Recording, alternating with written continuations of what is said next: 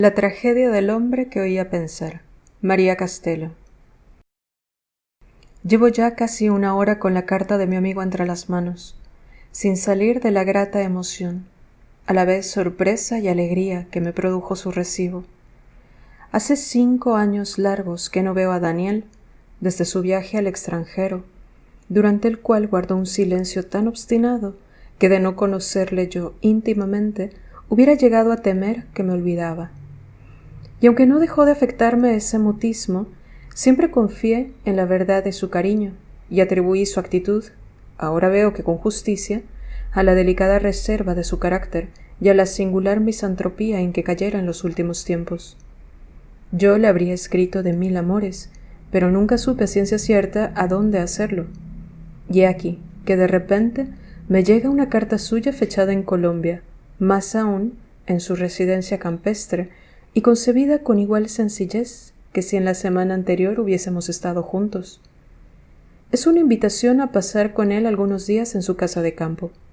Por lo visto acaba de regresar, y sin decir a nadie una palabra, ha llegado derecho a su elegante retiro.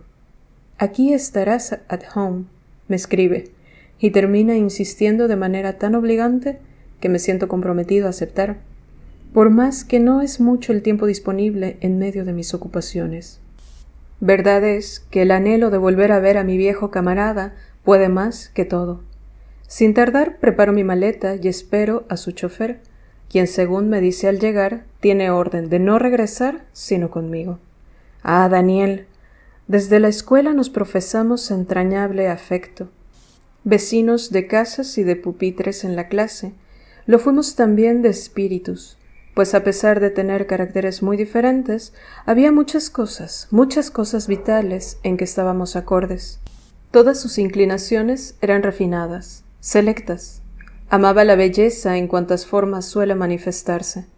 Para él no pasaba inadvertida una línea, un contorno, una actitud, la trayectoria de un movimiento en que hubiera armonía. Los colores tenues ejercían notoria influencia en su ánimo, y sobre todo la música lo atraía con irresistible poder, no obstante ponerlo muy melancólico. Juzgaba las personas y las cosas con un criterio de asombrosa claridad y agudeza. Sus conceptos se distinguían por la originalidad y la audacia, frutos de su contemplación del mundo y de la vida desde un punto de vista superior. Cuando estaba en vena de gracejo, el desequilibrio entre la exquisitez de sus ideales y la ordinariez de la realidad se traducía en picantes observaciones de una ironía hecha más de compasión que de sarcasmo. Pero si por casualidad llegaba a encontrarse en un ambiente que le fuera totalmente grato, si las impresiones procedentes de fuera vibraban en tono con su espíritu, era una delectación oírlo plasmar su estado de alma en frases cálidas, verter su emoción en nobles vocablos, exteriorizar su bienestar interior en el ritmo de su voz. Fino, distinguido, era su paso elástico y firme al par que discreto, su estatura apenas suficiente para no verse pequeño, y en sus ademanes había tal elegancia que llamaba la atención, aunque él nunca pareció notarlo. Sus cabellos eran castaños, rizados y abundantes. Tenía los ojos dorados y suaves, y en la sonrisa algo infantil y candorosa que lo hacía aparecer más joven. Era, en suma, un ejemplar humano de selección. Por lo mismo, su trato se hacía difícil a la mayoría de las gentes. He de decir con franqueza que tan depurado refinamiento implica desventajas para las relaciones con los demás. La sensibilidad y la receptividad de Daniel iban hasta el extremo. Su hiperestesia lo tornaba intolerante, y dentro de los confines de la buena educación, mordaz unas veces, despectivo otras. Como no podía sufrir las maneras ordinarias del prójimo en lo general, y apenas soportaba la trivialidad de las gentes bien, era retraído y hasta variable en lo que suele llamarse las amistades. Yo, que gocé de la prerrogativa de ser tal vez su único amigo de veras, puedo calcular el desconcierto que debía causar en su derredor con esas alternabilidades de genio, que acabaron por valerle, bien sé yo qué tan injustamente, los calificativos de neurasténico y egoísta. neurasténico ese temperamento de incomparable riqueza, egoísta aquel perpetuo sacrificado a la mediocridad ajena. De esta manera iba surgiendo nítida y completa la imagen del antiguo compañero ante los ojos de mi memoria, mientras el automóvil rodaba, no muy veloz, por la carretera. Fueron cerca de 2 horas de camino, en que no sentí un momento de cansancio, embargado ya por los recuerdos de antaño, ya por la hermosura del escenario. Caía la tarde, y qué tarde. El sol poniente era un pintor revolucionario que se tomaba con los colores libertades tan atrevidas como no las hubiera soñado el más original artista de vanguardia. Millares de matices teñían los cerros y las figuras geométricas de los sembrados. Mi dócil fantasía creaba toda clase de monstruos en las nubes, y abajo, en la llanura, los árboles parecían dichosos bañándose en las tonalidades sin cesar cambiantes de la luz moribunda, particularmente los sauces a la orilla del río, con su verde pálido y sus ramas flexibles como abanicos. Yo oscurecía cuando llegué a la casa de campo más admirable. Daniel me esperaba en la verja. Fácilmente podrá imaginarse la efusión con que nos abrazamos.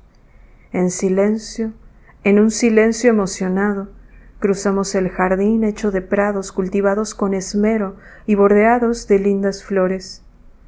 Al fondo nos aguardaba la quinta, plena de mudas promesas tras sus grandes ventanas cuadradas que realzaban marcos de enredaderas. Entretanto, el ambiente nos deleitaba con el perfume de las blancas florecillas que abundaban, más flores que hojas. Penetramos al vestíbulo, donde en una gran chimenea inglesa chisporroteaban alegremente los leños hacinados, comenzando a prender. Uno de sus extremos sirve de comedor, y allí estaba la mesa, aderezada para los dos por el único criado, además de la cocinera. Cada uno de los detalles era exquisito y encantador el conjunto. La cena no fue suntuosa. No se trataba de un banquete. Los escogidos manjares que nos regalaron el gusto no constituían el motivo principal. Fueron tan solo un pretexto, una manera de rodear de agradables circunstancias el encuentro de 2 amigos del alma al cabo de prolongada ausencia. No faltó, claro está, el vino del Rin, de delicioso bouquet, y con la mesura adecuada para alegrar el corazón sin empañar la mente. Después nos retiramos al saloncito, y allí, al calor del rojo oscuro del mobiliario y la tapicería, en un rincón acogedor, disfrutando sosegadamente el aroma del café, los cigarros y el contró, me hizo Daniel su gran confidencia. Lo que me acontece, no sé si constituye un don, como me lo han dicho algunos, o una desdicha como lo creo yo. Recordarás la exagerada sensibilidad de mi oído. Yo no oigo el ruido en conjunto como todo el mundo. Mis tímpanos lo analizan, lo desmenuzan, lo desarticulan en las 1000 vibraciones que lo componen. Tú sabes cómo me atormentan los chirridos de los tranvías, las bocinas de los automóviles, los gritos de los vendedores ambulantes, los pitos de las fábricas, las campanas, las horribles campanas de la iglesia, que si al menos las tañeran con algún arte, en fin, el sinnúmero de estrépitos con que el género humano se complace en pregonar su reinado sobre la creación. Pero no son solo los ruidos bruscos.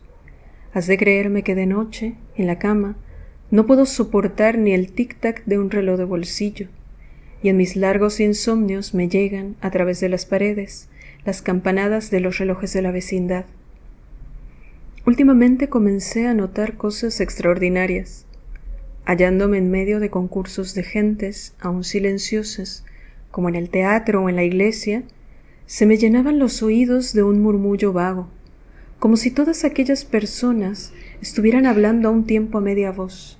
A veces llegaba la situación hasta marearme. Creía al principio que era la sangre agolpándose en la cabeza por lo cargado del ambiente, pero luego observé que lo mismo me ocurría al aire libre, y distinguía perfectamente el ruido de las conversaciones y ese otro rumor desesperante. Consulté médicos sin hallar alivio. Todos me encontraban normal, salvo una extrema delicadeza auditiva. Mi alarma fue grande cuando una vez, en la antesala de un especialista, donde habría unos 8 pacientes esperando su turno, me pareció oírles lanzar gritos ahogados, ya unos como gruñidos o una especie de canto monótono. Los miré fijamente uno a uno. Todos con aire de aburrimiento tenían sus bocas bien cerradas. Y sin embargo allí estaban chillando, gruñendo, canturreando. Bien claro lo oía yo. No lo hacían con violencia, pero sí lo bastante fuerte para que no me cupiera duda de que los oía. Me tapé los oídos con los dedos a ver si los ruidos esos estaban dentro de mí. ¿No me creerás? Dejé de oírlos. Repetí la operación varias veces, siempre lo mismo. Era indudable que yo oía a toda esa gente emitir ruidos que no les veía producir. ¿Me estaba volviendo loco? Al cabo de pocos días, aquellos ruidos enigmáticos comenzaron a precisarse. Llegó el momento en que esas voces misteriosas tuvieron para mí sentido claro. No me explico cómo entendía yo por ellas lo que la gente estaba pensando. ¿Me comprendes? Sin ser palabras articuladas, me revelaban el curso general de lo que cada cual agitaba en la mente. Ahora mismo te estoy oyendo a ti no creerme del todo. Te estoy oyendo suponer que en esto no deja de haber algo de neurastenia. Vamos, digámoslo, de extravío de la razón.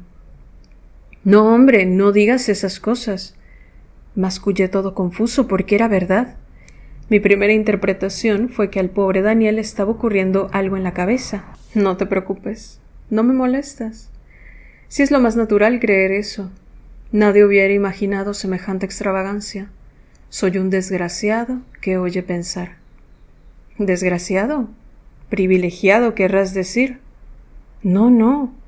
No hay desdicha mayor que estar condenado a recibir, sin querer, las emanaciones del alma humana.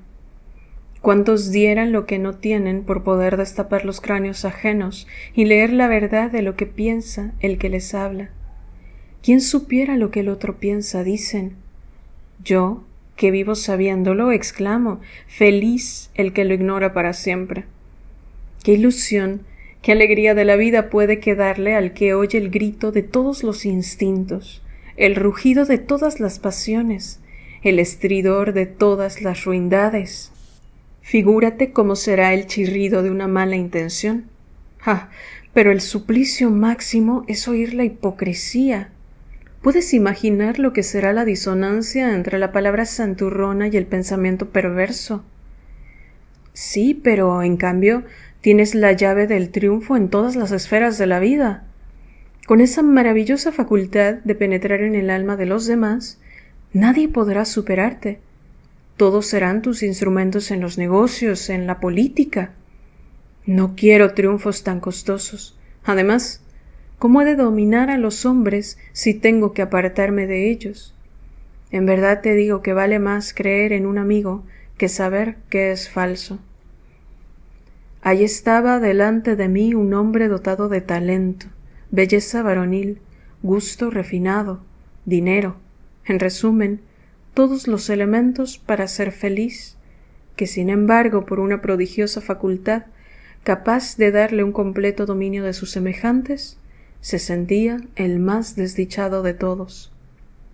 Comprendí entonces la singularidad de su vida, su misantropía, su llegada en silencio, derecho al confortable retiro que se había procurado en el campo, lejos, no ya sólo de los ruidos físicos, sino hasta de los mentales con que pudiera mortificarlo la ciudad. Confieso que en semejantes circunstancias me halagó profundamente el considerar que a mí era el único a quien tenía por verdadero amigo, aquel hombre que escudriñaba, sin poderlo remediar, los secretos de las almas ajenas. En Europa, prosiguió después de un corto silencio, consulté a un reputado psicoanalista y médico a la vez. El caso le interesó sobremanera y me hizo permanecer varios meses internado en su clínica. Es una de las épocas que recuerdo con más placer. Llevé la vida de mis deseos. Leía un rato por la mañana, Tocaba un par de horas de piano, y luego daba un paseo en compañía del viejo sabio, atrayente persona con quien trabé estrecha amistad. Por la tarde me distraía con algún juego, naipe, ajedrez. Leía o escribía otro rato, y volvía a salir a tomar un breve ejercicio. Huía del radio por no escuchar lo que me imponía el gusto ajeno y por no tener que esperar a que las ondas fuesen favorables. En cambio, pasé muchas veladas felices junto a la Victrola con mi colección de discos famosos. El buen profesor me observó con inagotable paciencia y consagración, pero no me curó tampoco. Su opinión fue, en resumen, que mi juicio estaba perfectamente intacto y que eso de oír el pensamiento era una sutilización del poder auditivo, llevada al punto de permitir a mi tímpano captar las vibraciones materiales de la actividad cerebral, imperceptibles para la generalidad. Cuando pensamos, me explicaba, ponemos en movimiento las células, órganos materiales del pensamiento, y desarrollamos cierta cantidad de energía cerebral, de manera análoga a lo que nos ocurre cuando ejercemos cualquier otra facultad, como por ejemplo la visión, que pone a trabajar el ojo, el nervio óptico y los centros correspondientes. Ese movimiento y esa energía del cerebro producen vibraciones sumamente sutiles, pero que si llegan a impresionar un tímpano animal, se traducen en sonido, como se traducirían en imágenes luminosas al impresionar una retina que fuera capaz de capturarlas. No veo otro remedio para adormecer en usted esa facultad que las drogas narcóticas. Más lejos de recomendárselas, mi consejo es que desarrolle y eduque esa excepcional potencia, que sin duda ha de ser para usted el medio decisivo de realizar grandes cosas en la vida. ¿Ves lo que te decía yo?, observé. Sí, pero le contesté lo mismo que a ti, y no tuvo que replicar.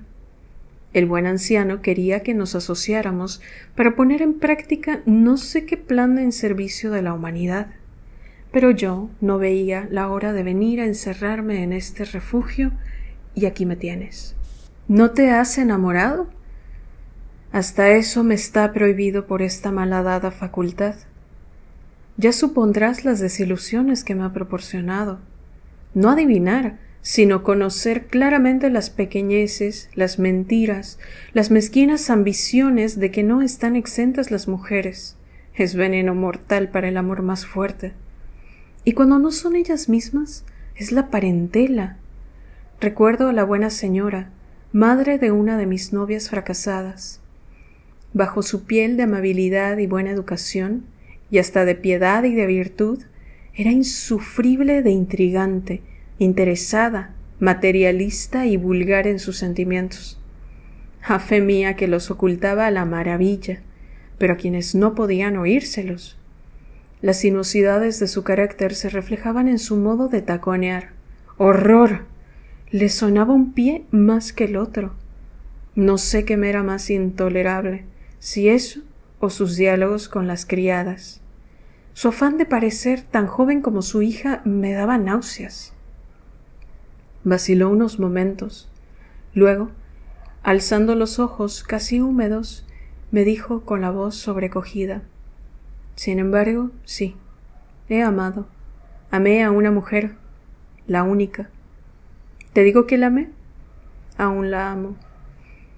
La emoción le ahogó la voz en la garganta.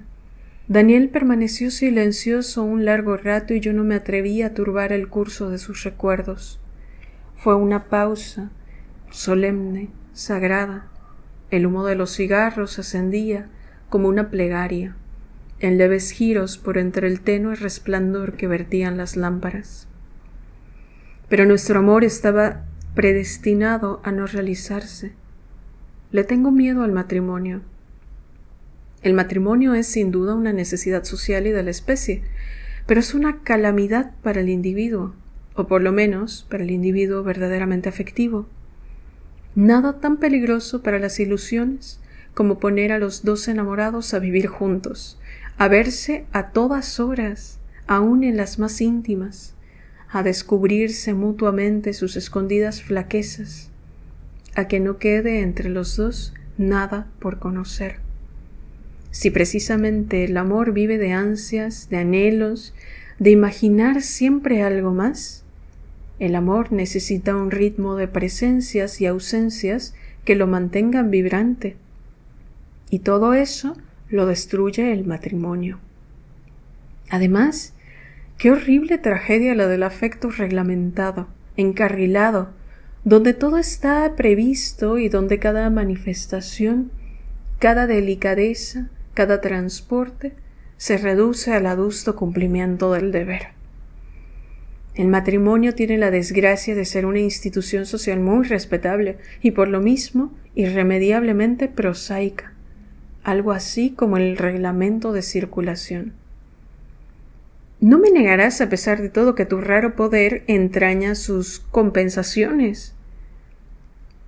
En vez de responder directamente, se me encaró y dijo con ardor inusitado: es tanto lo que la humanidad al desnudo me hace padecer, que más de una vez he estado a punto de suicidarme, pero no lo he hecho. ¿Sabes por qué?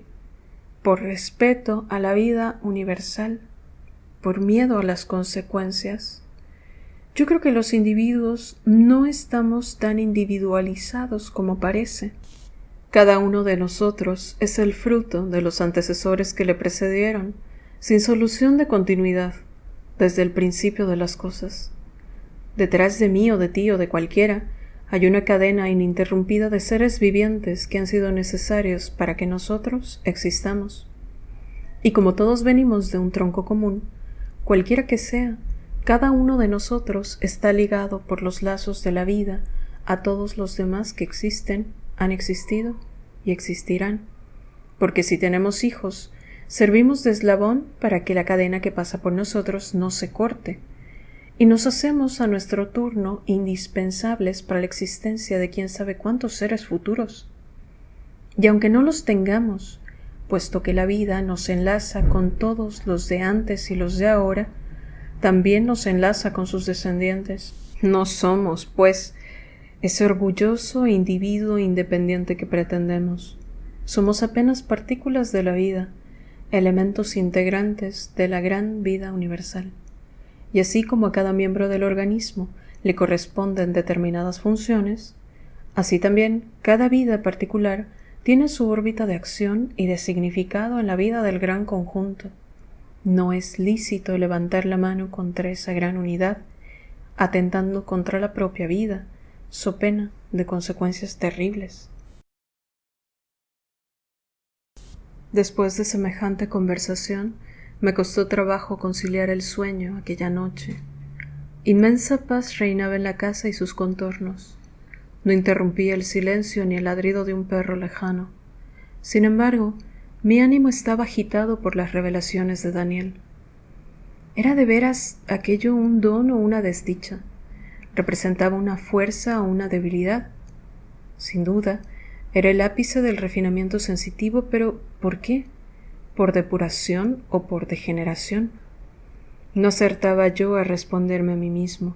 Tuve siempre por atributo superior la extremada sensibilidad de Daniel, que he ensayado bosquejar al comienzo de este relato. Pero admito que llevada al punto increíble de oír pensar, era para mí algo que rayaba en el delirio.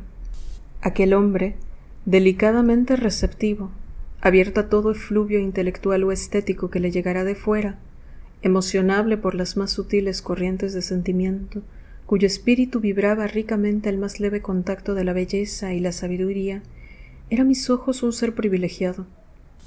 Ahora, el inaudito fenómeno de que me acababa de dar cuenta significaba un nuevo adelgazamiento selectivo o una hinchazón enfermiza de su sensibilidad. Tomando su situación por el aspecto práctico para la felicidad o para el éxito en la vida, ofrecía la más desesperante contradicción.